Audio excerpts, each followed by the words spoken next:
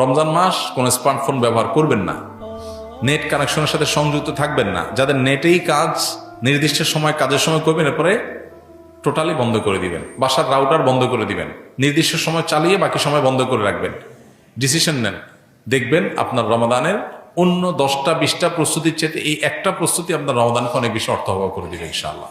দ্বিতীয়ত, রমাদান মাসে আনহেলদি, অস্বাস্থ্যকর এবং আমাদের জন্য ক্ষতিকর এবং অপ্রয়োজনীয় অতিরিক্ত খাবার গ্রহণ করা থেকে রমজানে বিরত থাকে।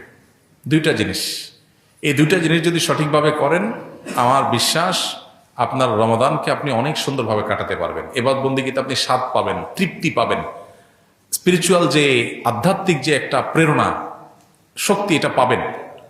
এই যে চোখের জেনা হয় সোশ্যাল মিডিয়াতে, এই যে আপনার ডোপামিন সোশ্যাল মিডিয়াতে একটার পর একটা আনন্দ, বেদনা, হাসি, খুশি, বেদনা, বিভিন্ন ইস্যুগুলো আমাদের মনোযোগকে বিভিন্নভাবে বিক্ষিপ্ত করে ফেলে। এরপর ইবাদতে মনোযোগ হয় না, না তারাবিতে মজা পাই, না রোজাতে, না তাহাজ্জুদে, না দোয়াতে, না তেলাওয়াতে কোনো মজা পাই। এগুলো থেকে আপনার সঠিক সুফলটা পেতে হলে আপনাকে নিয়ন্ত্রণ করতে হবে দুটা জিনিস। অনেক জিনিসের খোলাসা দুটা জিনিসের মধ্যে চলে আসবে। অতিরিক্ত খাদ্য গ্রহণ, অস্বাস্থ্যকর খাদ্য গ্রহণ না করে পরিমিত ভালো খাবার গ্রহণ করেন, স্বাস্থ্য ভালো থাকবে, ভেতর থেকে শক্তি পাবেন। আর খাবার যখন এলোমেলো হবে, ওইটা মানুষের আধ্যাত্মিক শক্তিকেও ধ্বংস করে দিবে।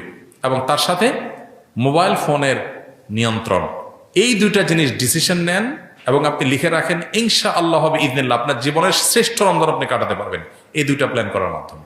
আল্লাহ আমাদেরকে তৌফিক দান করুন, হিম্মত লাগে এটার জন্য, সৎসাহস লাগে।